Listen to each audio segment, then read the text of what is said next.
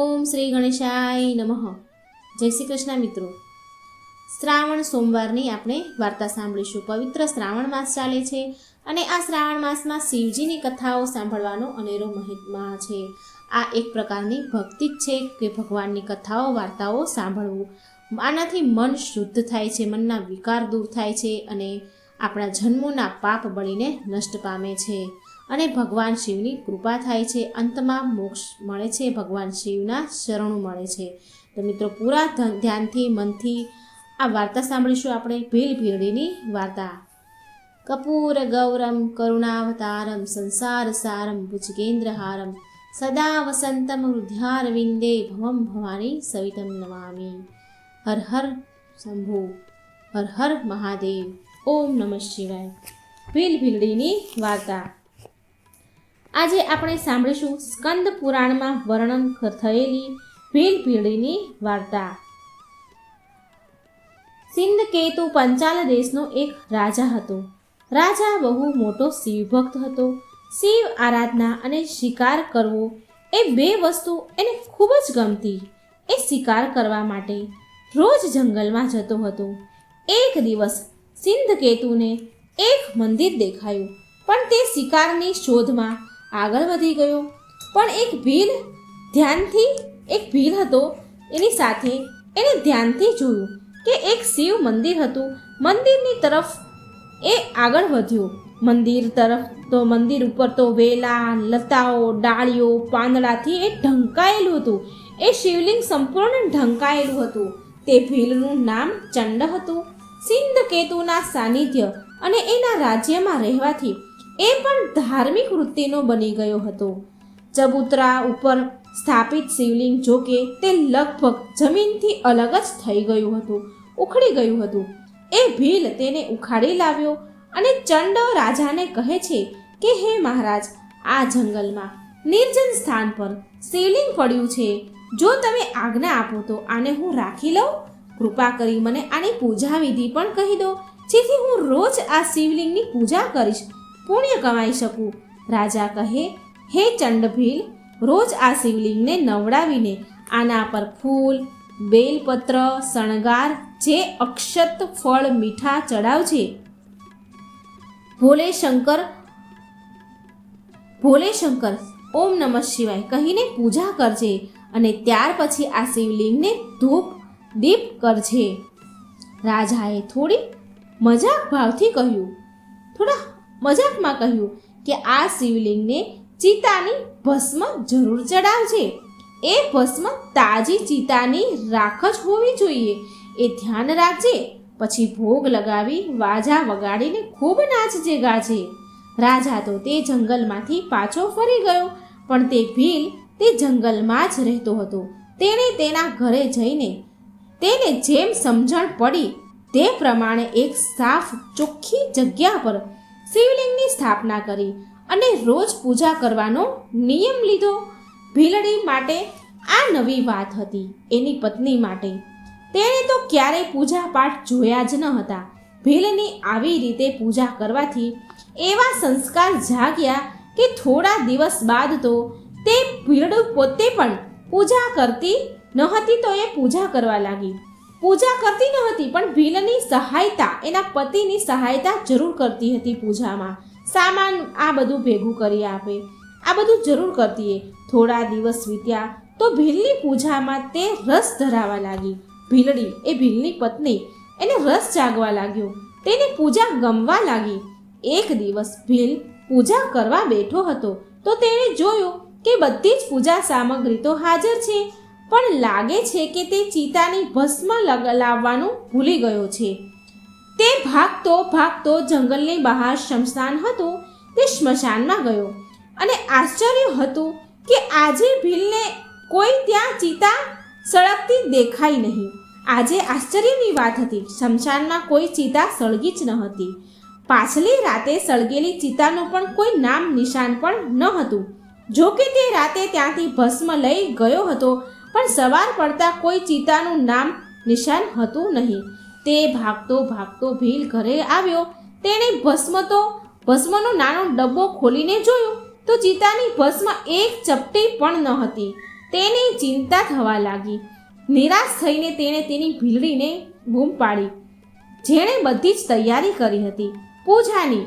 તેની પત્ની બોલી કે આજે ભસ્મ વગર જ પૂજા કરી લો, બાકી બધું તો તૈયાર જ છે. તો ભીલ કહે છે, નહીં નહીં, રાજાએ તો કહ્યું છે કે ચિતાની ભસ્મ જરૂરી છે, એ નહીં મળે તો હું શું કરું, હું શું કરીશ? ભીલ ચિંતા કરવા બેઠો.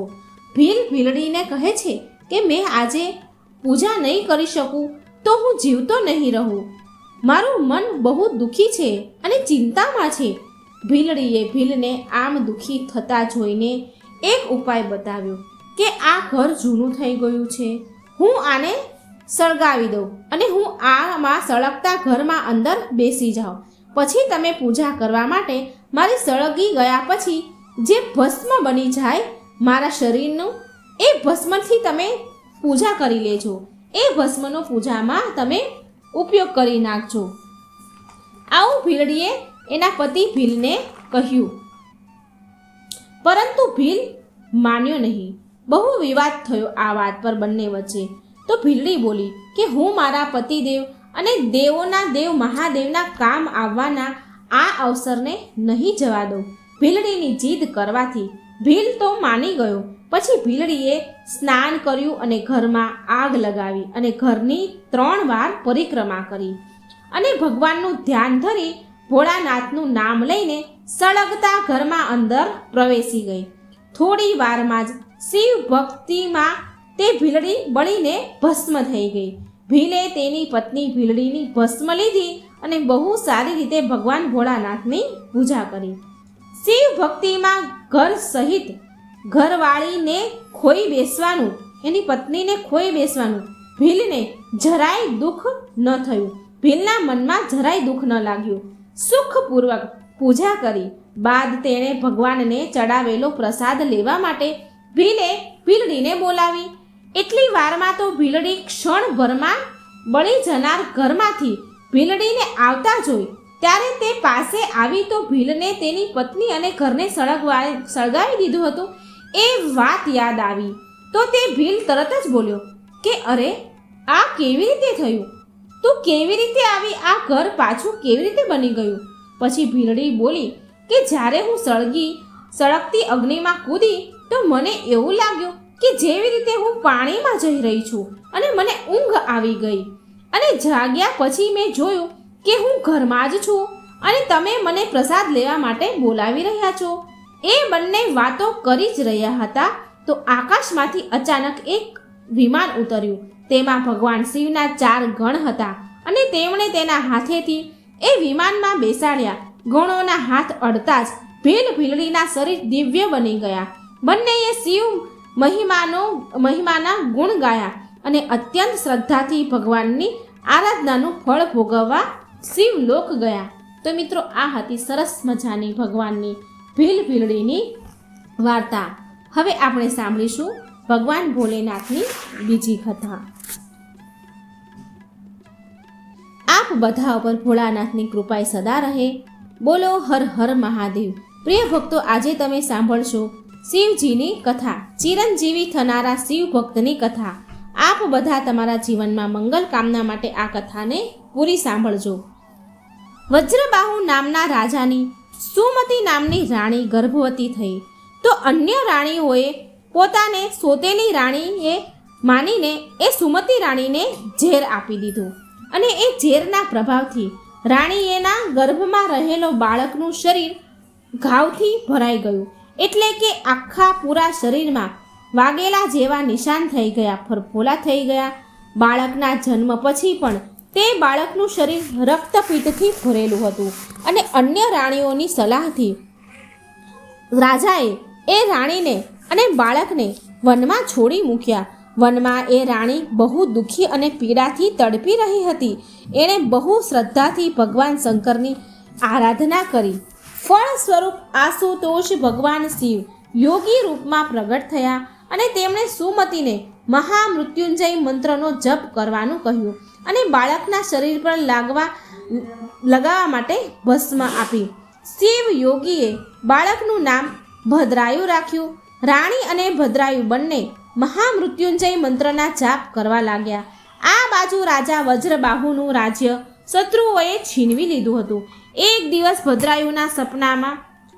ભદ્રાયુના મંત્ર જપથી પ્રસન્ન થઈને શિવજી ફરી પ્રગટ થયા અને તેમણે એક તલવાર અને શંખ આપ્યો અને 12,000 હાથીનું બળ પ્રદાન કર્યું. ભદ્રાયુએ તેના પિતા શત્રુઓને મારીને રાજ્ય ફરી પાછું મેળવી લીધું અને મંત્ર જપના પ્રભાવથી સુખ શાંતિપૂર્વક રાજ્ય કરતા એ અંતમાં શિવ ધામમાં ગયા. પ્રિય ભક્તો, ભગવાન શિવના શરણમાં આવે તેની સદાય શિવજી રક્ષા કરે છે. ભગવાન શિવ સમાન દયાળુ અને સરળતાથી પ્રસન્ન થનારા કોઈ દેવ નથી. તેમના મંત્ર પણ એવા જ છે. આ સંદર્ભમાં એક બીજી કથા પણ પ્રચલિત છે, જે આ પ્રકારે છે. એક સમયની વાત છે. કાશીમાં એક વિદ્વાન બ્રાહ્મણ રહેતા હતા. તેમની કોઈ સંતાન ન હતી. સંતાન પ્રાપ્તિ માટે તેમણે ભગવાન શિવની કઠોર તપસ્યા કરી. એક દિવસ ભગવાન શિવ તેની તપસ્યાથી પ્રસન્ન થયા અને પ્રગટ થઈને બોલ્યા, બ્રાહ્મણ દેવ, વરદાન માંગો. બ્રાહ્મણ બોલ્યા, હે પ્રભુ, તમે તો જાણો છો કે મારે કોઈ સંતાન નથી, માટે હું તમારી પાસે પુત્ર પ્રાપ્તિનું વરદાન માંગુ છું. ભગવાન શિવ કહે કે તમને કેવો પુત્ર જોઈએ છે, સુપુત્ર કે કુપુત્ર? બ્રાહ્મણ કહે છે શિવજીને કે આ બંનેમાં શું અંતર છે? પ્રભુ ભગવાન શિવ બોલ્યા, સુપુત્રની આયુ ઓછી હશે, તેનાથી તને સુખ મળશે, પણ કુપુત્રની આયુ લાંબી હશે, પણ એનાથી તું દુઃખી થઈશ. તારો પુત્ર આખું જીવન તને દુઃખ આપશે. બ્રાહ્મણ વિચારે છે કે આખા જીવનમાં દુઃખ ભોગવવા કરતાં તો થોડા દિવસનું સુખ સારું. બ્રાહ્મણે ભગવાન શિવને કહ્યું, પ્રભુ, તમે મને સુપુત્ર પ્રાપ્તિનું વરદાન આપો. ભગવાન શિવ બોલ્યા, તને સુપુત્રની પ્રાપ્તિ થશે, પણ તેની આયુષ્ય માત્ર 5 વર્ષની હશે. આમ કહીને ભગવાન અંતર્ધ્યાન થઈ ગયા. થોડા સમય પછી તેના ઘરમાં એક બાળકે જન્મ લીધો. એ બાળક બહુ સુંદર હતો. બ્રાહ્મણે બાળકને જોઈને ખુશ તો થયા અને દુઃખી પણ થતા હતા. આયુષ્ય વિશે વિચારે તો દુઃખી પણ થઈ જતા. તે બાળક ધીરે ધીરે મોટો થવા લાગ્યો. બ્રાહ્મણ સાથે સાથે બ્રાહ્મણનું દુઃખ પણ મોટું હતું. જ્યારે એ બાળક 4 વર્ષનો થયો તો બ્રાહ્મણે વિચાર્યું કે બાળકની આયુ વધારવા માટે કોઈ સંતને પૂછવું જોઈએ. બ્રાહ્મણે બાળકને એક સંત પાસેને લઈ ગયા. સંત બોલ્યા કે જો આ બાળકને કોઈ સિદ્ધ મહાત્માનો આશીર્વાદ મળી જાય તો તેની આયુષ્ય વધી શકે છે. બ્રાહ્મણે પૂછ્યું, મહારાજ, આવા સિદ્ધ મહાત્મા મને ક્યાં મળશે? સંત બોલ્યા, આમ શોધીશ તો તને સિદ્ધ મહાત્મા ક્યારેય નહીં મળે, માટે તું બધાને સંતને સિદ્ધ માનવાનું શરૂ કરી દે અને આ બાળકને બધાના જ આશીર્વાદ અપાવ. સંતની વાત માનીને તે બ્રાહ્મણ એના બાળકને ગંગા ઘાટ પર લઈ ગયા અને ત્યાં એક ઝૂંપડી બનાવીને બાળક સાથે નિવાસ કરવા લાગ્યા. ગંગા ઘાટ પર અનેક મહાત્મા પ્રતિદિન ગંગા સ્નાન કરવા આવતા. બ્રાહ્મણ તેના પુત્રને કહે કે તેને અહીં જેટલા પણ મહાત્મા દેખાય તેને સાષ્ટાંગ પ્રણામ કરીને આશીર્વાદ લે. તે બાળક ઘાટ પર આવનાર બધા જ મહાત્માને, સ્ત્રી પુરુષ બધાને જ સાષ્ટાંગ પ્રણામ કરીને આશીર્વાદ લેવા લાગ્યો. હવે આ બાળકનો રોજનો નિયમ હતો. એ આખો દિવસ ગંગા ઘાટ પર આવનારા બધા જ લોકોને સાષ્ટાંગ પ્રણામ કરે અને તેનો આશીર્વાદ લે અને બધા જ લોકો તેને હૃદયથી, દિલથી આશીર્વાદ આપે. આવી રીતે તેનું 5મું વર્ષ લગભગ પૂરું જ થવાનું હતું. જ્યારે બાળકની ઉંમરમાં માત્ર ને માત્ર 3 દિવસ બાકી રહ્યા તો સંયોગવશ ત્યાં 7 ઋષિ એટલે કે સપ્ત ઋષિઓ આવ્યા. બાળકે બધાને સાષ્ટાંગ પ્રણામ કર્યા. બધા જ સપ્ત ઋષિ બાળકને ચિરંજીવી ભવનો આશીર્વાદ આપ્યો અને આ જોઈને તે બાળકના પિતાની આંખમાં આંસુ આવી ગયા. તેના પિતા બોલ્યા, મહારાજ, તમે સપ્ત ઋષિઓએ આ બાળકને ચિરંજીવીનો આશીર્વાદ આપ્યો છે, પરંતુ આ બાળકની આયુ તો માત્ર 3 દિવસની જ બાકી છે. સપ્ત ઋષિઓએ પૂછ્યું કે બ્રાહ્મણ દેવ, તમને કેવી રીતે ખબર કે આ બાળકની આયુષ્ય માત્ર 3 દિવસની જ બચી છે? બ્રાહ્મણ બોલ્યા, આ બાળક દેવતાના આશીર્વાદથી જન્મ્યો છે. તેમણે આની આયુ માત્ર 5 વર્ષ આપી છે, જે આગળની 3 દિવસમાં પૂરી થશે. 3 દિવસ માત્ર બાકી છે. ઋષિઓએ પૂછ્યું કે એ દેવતાનું નામ કહો. બ્રાહ્મણ બોલ્યા કે હું એ દેવતાનું નામ નહીં બતાવી શકું. હવે સપ્તઋષિ એકબીજા સામે જોવા લાગ્યા. એમણે વિચાર્યું કે હવે તો આપણો આશીર્વાદ નિષ્ફળ થઈ જશે. આવું તો બિલકુલ ન થવું જોઈએ. બધા જ સપ્તઋષિઓએ એકબીજા સાથે નિર્ણય કરીને એ બ્રાહ્મણને કહ્યું કે તમે આ બાળકનું કલ્યાણ ઈચ્છો છો તો આ બાળકને અમને આપી દો. બ્રાહ્મણ બોલ્યા, સારું મહારાજ, જો કોઈ પણ રીતે આ બાળકની ઉંમર વધી શકે તો તમે આને લઈ જાઓ.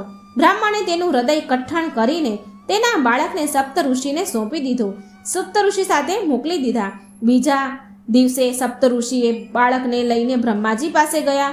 સપ્ત ઋષિએ બ્રહ્માજીને પ્રણામ કર્યા તો બ્રહ્માજી ચિરંજીવીનો આશીર્વાદ આપે છે. પછી એ બાળક પ્રણામ કર્યા તો બ્રહ્માજીએ બાળકને પણ ચિરંજીવી ભવનો આશીર્વાદ આપ્યો. તે સમયે બ્રહ્માજી તેના લેખન કાર્યમાં વ્યસ્ત હતા. બ્રહ્માજીના વચન સાંભળી ઋષિઓ હસ્યા અને વિચાર્યું કે હવે તો બ્રહ્માજીએ પણ આ બાળકને ચિરંજીવી થવાનો આશીર્વાદ આપ્યો છે. જો હવે આ બાળકને કંઈ પણ થશે તો બ્રહ્માજીનો આશીર્વાદ ખોટો પડશે. બ્રહ્માજીએ સપ્ત ઋષિઓને હસવાનું કારણ પૂછ્યું તો સપ્ત ઋષિ બોલ્યા કે પ્રભુ, જો આ બાળકને તમે ચિરંજીવી થવાનો આશીર્વાદ આપ્યો છે, એ બાળકની પાસે માત્ર 2 દિવસ આયુ વધી છે. હવે તો બ્રહ્માજી પણ મૂંઝવણમાં પડી ગયા અને બોલ્યા કે તમે આ બાળકને મારી પાસે કેમ લઈ આવ્યા છો? સપ્તઋષિ બોલ્યા, પ્રભુ, અમે પણ કાલે આવી રીતે ચિરંજીવીનો આશીર્વાદ આપીને મૂંઝવણમાં પડ્યા હતા, માટે આજે અમે તમારો આશીર્વાદ ફળે એવો કોઈ ઉપાય સુઝાવો. માટે આ બાળકને અમે તમારા આશીર્વાદ આપવા માટે અહીં લાવ્યા છીએ. તમારો આશીર્વાદ અમે એને અપાવ્યો છે. હવે તમે જાણો અને તમારો આશીર્વાદ જાણે. હવે અમે તો મુક્ત થયા. હવે બ્રહ્માજીએ થોડીવાર વિચાર કર્યો. પછી એમણે વિચાર્યું કે આ બાળકનું ભાગ્ય તો હવે શિવજી જ બદલી શકે. બ્રહ્માજી સપ્તઋષિને કહે છે કે તમે આ બાળકને અહીં મારી પાસે રહેવા દો. હવે બીજા દિવસે બ્રહ્માજીએ બાળકને ભગવાન શંકર પાસે લઈ ગયા. બ્રહ્માજીએ ભગવાન શિવને પ્રણામ કર્યા અને ભગવાન શિવ બ્રહ્માજીને આશીર્વાદ આપે છે. પછી એ બાળક શિવજીને સાષ્ટાંગ પ્રણામ કરે છે. હવે ભગવાન શિવ તો તેમની ધ્યાન મુદ્રામાં લીન હતા. તેમણે એ બાળક પર ધ્યાન ન આપ્યું અને તે બોલી ગયા, ચિરંજીવી ભવ. આ સાંભળી બ્રહ્માજી પ્રસન્ન થઈ ગયા, કેમ કે હવે બ્રહ્માજીનો બધો જ ભાર ભગવાન ભોળાનાથ પર આવી ગયો. હવે ભગવાન શિવ બ્રહ્માજીને હસતા જોવે છે તો પૂછે છે, બ્રહ્માજી, શું વાત છે? બ્રહ્માજી બોલ્યા, ભગવાન, આ બાળકની આયુ માત્ર 1 દિવસની વધી છે અને તમે એને ચિરંજીવી થવાનો આશીર્વાદ આપ્યો. ભગવાન શિવ બોલ્યા, આ કોનો બાળક છે? બ્રહ્માજી કહે છે, આ કાશીનો એક બ્રાહ્મણ છે, એનો બાળક છે, જેને તેમને 5 વર્ષની પુત્રનું તમે વરદાન આપ્યું હતું. ભગવાન શિવ હસ્યા અને કહે છે કે આ તો મારો વરદાન સ્વરૂપ આપેલ બાળક છે. મારા વરદાનનો જ આ બાળક છે. બ્રહ્માજી બોલ્યા, પ્રભુ, તમારા વરદાનથી ઉત્પન્ન થયેલ બાળક હવે તમારા શરણમાં છે. હવે તમે જ આની રક્ષા કરો. ભગવાન શિવ બોલ્યા, બ્રહ્માજી, તમે આ બાળકને અહીં જ છોડી દો અને તમે તમારા લોક પધારો. બ્રહ્માજી બાળકને શિવજી પાસે છોડીને ચાલ્યા ગયા. ભગવાન શિવે બાળકને કહ્યું, પુત્ર, તું બિલકુલ ડર નહીં. અહીં જે શિવલિંગ છે ત્યાં બેસીને ઓમ નમઃ શિવાયના જાપ કર અને શિવલિંગ પર બીલીપત્ર ચડાવ્યા કર. બાળક આવું જ કરે છે. ઓમ નમઃ શિવાય મંત્રનો જાપ કરે છે. ધ્યાન મગ્ન થઈ ગયા. જેવી જ એ બાળકની આયુ પૂરી થવાનો સમય આવ્યો તે યમરાજા એ બાળક પાસે પ્રગટ થયા અને એ બાળકને તેના પાસમાં બાંધી લીધો. એનાથી એ બાળકનું ધ્યાન ભંગ થયું અને એ ગભરાઈ ગયો. શિવલિંગને બાથ ભરી લીધી અને જોરથી ઓમ નમઃ શિવાય મંત્રના જાપ કરે છે. શિવજી પ્રગટ થયા અને ત્રિશૂલ લઈને યમરાજાની પાસ પર નાખીને પાસ તોડી નાખ્યું અને યમરાજા તો હાથ જોડીને ઊભા રહી ગયા અને બોલ્યા, પ્રભુ, તમે શું કરી રહ્યા છો? હું તો તમારી જ આજ્ઞાનું પાલન કરું છું. તમે જ તો આ બાળકની આયુષ્ય 5 વર્ષની નિર્ધારિત કરી હતી અને હવે 5 વર્ષ પૂરા થઈ ગયા છે. હું આના પ્રાણ લેવા આવ્યો છું. ભગવાન શિવ બોલ્યા કે આ બાળકની 5 વર્ષની આયુષ્ય તમે આપી છે કે મેં? યમરાજા બોલ્યા, પ્રભુ, તમે જ આપી છે ને. ભગવાન શિવ બોલ્યા, તો પછી આની ઉંમર પર તમારો હિસાબ કેવી રીતે ચાલે? તમારો હિસાબ ચાલે કે મારો? યમરાજા બોલ્યા, ભગવાન, આયુષ્ય તમે આપી છે તો હિસાબ પણ તમારો જ ચાલે ને. પ્રભુ, હું તમારો હિસાબ સાંભળવા માંગુ છું. ભગવાન શિવ બોલ્યા, તો સાંભળો યમરાજા. 4,32,000 વર્ષ એક કળયુગની અવધિ છે. 8,64,000 વર્ષ દ્રાપર યુગની અવધિ છે. 12,99,000 વર્ષ ત્રેતા યુગની અવધિ છે અને 17,28,000 વર્ષ સતયુગની આયુષ્ય છે. આ બધા યુગની આયુને જોડીએ તો એક ચતુર્યુગ થાય. આમ 77 યુગનો એક મન્વંતર હોય. આમ 14 મન્વંતરનો એક કલ્પ હોય. બ્રહ્માજીનો એક દિવસ 2 કલ્પની બરાબર હોય છે. બ્રહ્માજીની આયુ 100 વર્ષની જ હોય છે અને 10 બ્રહ્માની આયુ બરાબર મારો 1 દિવસ થાય છે. હવે આવા દિવસવાળા 12 મહિનાવાળો 1 વર્ષ, આવા 5 વર્ષની આયુ હું આ બાળકને પ્રદાન કરું છું. યમરાજા તો હાથ જોડી ગયા અને બોલ્યા, પ્રભુ, તમારા 1 દિવસમાં 10 બ્રહ્માજી બદલી જાય છે, તો મારા જેવા યમરાજની કિંમત જ શું? આ બાળક તો અમર થઈ ગયો. આમ કહીને યમરાજા ત્યાંથી અંતર્ધ્યાન થઈ ગયા. પ્રિય ભક્તો, એ બાળક આગળ જઈને માર્કંડેય ઋષિના નામથી પ્રસિદ્ધ થયા. માર્કંડેય ઋષિ એવા ઋષિ છે જે કલ્પોના અંતમાં પણ તેમને નાશ નથી થતો. માર્કંડેય ઋષિને આ અમર વરદાન સપ્ત ઋષિના કારણે મળ્યું હતું. તેમણે તેના બાળપણમાં 1 વર્ષ સુધી બધા જ સંતોને સાષ્ટાંગ પ્રણામ કરીને તેમના આશીર્વાદ લીધા હતા. તેના ફળ સ્વરૂપ તેને સપ્ત ઋષિનો આશીર્વાદ મળ્યો હતો. સપ્ત ઋષિના આશીર્વાદથી તેમને બ્રહ્માજીનો આશીર્વાદ મળ્યો.